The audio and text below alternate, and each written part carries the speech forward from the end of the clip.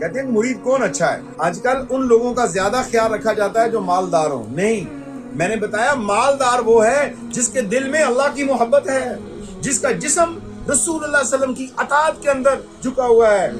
بہترین مرید وہ ہے، وہ بہترین نہیں کہ وہ زیادہ نذرانے دے گا، زیادہ مال نشاور کرے گا. ہاں، جس نے عمل کر لیا، جس نے ذکر زیادہ کر لیا، جس نے قرآن و سنت پہ عمل زیادہ کر لیا، وہ بہترین ہے، وہ اللہ کی نگاہوں میں بہترین ہے.